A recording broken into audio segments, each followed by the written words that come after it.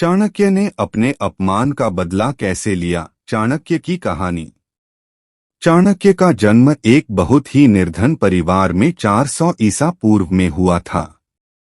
उनका स्वभाव बचपन से ही बहुत उग्र था, इसलिए उन्हें कौटिल्य के नाम से भी जाना जाता है तथा उन्हें विष्णुगुप्त के नाम से भी जाना जाता था। चाणक्य ने उस समय के महान शिक्षा के केंद्र में शिक्षा ग्रहण की थी। उनका रंग काला था तथा रूप के बदसूरत थे। ईसा के जन्म से कोई 400 वर्ष पूर्व भारत में चाणक्य नामक एक महापुरुष ने जन्म लिया था। चाणक्य के आर्यभक्त जीवन के संबंध में अनेक किंवदंतियां प्रचलित हैं। एक किंवदंती के आधार पर उनके जीवन की एक मनोरंजक घटना यूं बताई जाती है। एक बार चाणक्य की माता अपने बेटे का मुंह देखते देखते एकदम रो पड़ी। चाणक्य अपनी मां को यो रोते देख बड़े आश्चर्य में पड़ गए। उन्होंने पूछा, मां, तुम मुझे देखकर एकदम क्यों रो पड़ी? चाणक्य की मां बोली, बेटा, तेरे भाग्य में बड़ा राजा होना लिखा है। तू राजा हो जाने पर अपनी मां को जरूर भूल जाएगा। बस यही सोचकर मेरे आंसू निकल पड़े। चाणक्य बोला, लेकिन तुमने यह कैसे जाना कि मेरे भाग्य में राजा बनना लिखा है? मां बोली, तुम्हारे सामने वाले 2 दांत बताते हैं कि तुम राजा बनोगे। चाणक्य ने बाहर जाकर एक पत्थर उठाया और अपने दोनों दांत तोड़कर फेंक दिए। लौटकर बोला, लो मां, मैं अपने राज लक्षण वाले दोनों दांत तोड़ आया हूं। अब न मैं राजा बनूंगा और न तुम्हें छोड़कर जाऊंगा। तुम्हारी ममता के सामने संसार की सभी चीजें तुच्छ हैं। इस कथा से पता चलता है कि वे कितने कोमल मन के थे। चाणक्य तक्षशिला के एक विद्वान ब्राह्मण थे। तक्षशिला उन दिनों सभी प्रकार की विद्याओं का केंद्र था। तक्षशिला के समान ही उस जमाने में मगध की राजधानी पाटलिपुत्र भी शिक्षा का प्रसिद्ध केंद्र था। तक्षशिला में अपना अध्ययन पूरा करके चाणक्य पाटलिपुत्र में और अध्ययन के लिए आ गए।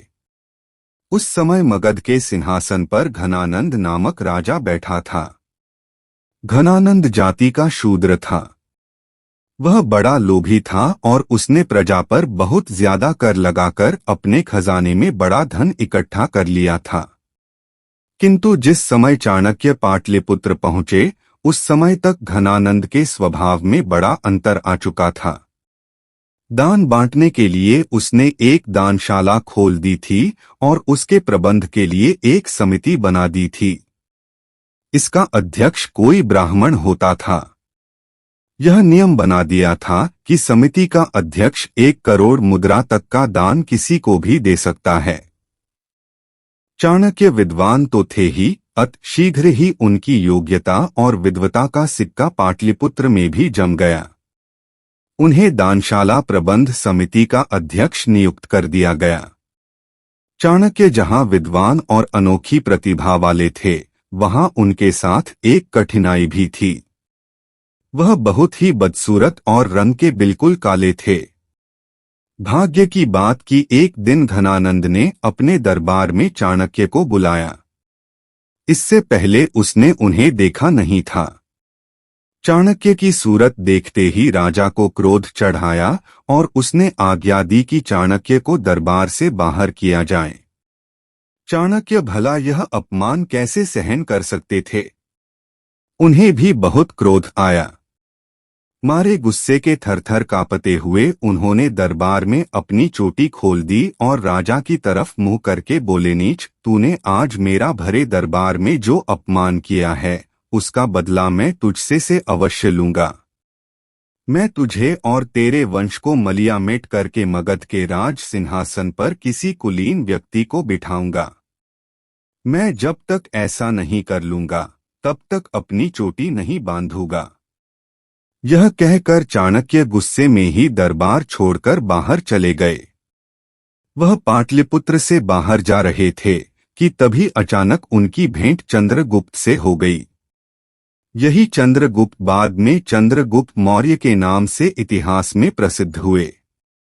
चंद्रगुप्त को देखकर चाणक्य को लगा कि उसमें सचमुच ही राजा बनने के सारे लक्षण हैं।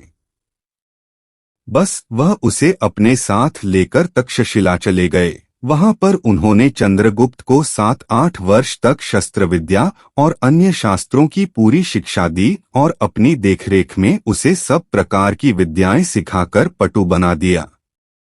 बाद में चाणक्य ने चंद्रगुप्त के द्वारा ही नंद वंश का नाश करवाया।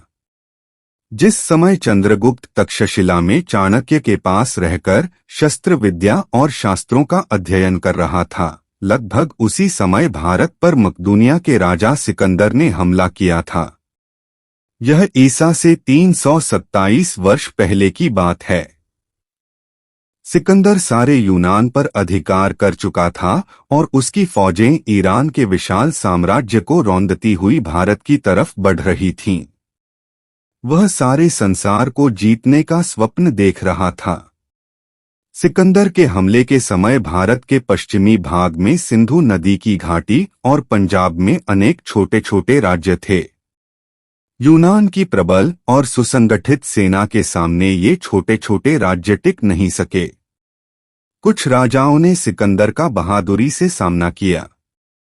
इनमें राजा पुरु का नाम सबसे ऊपर आता है।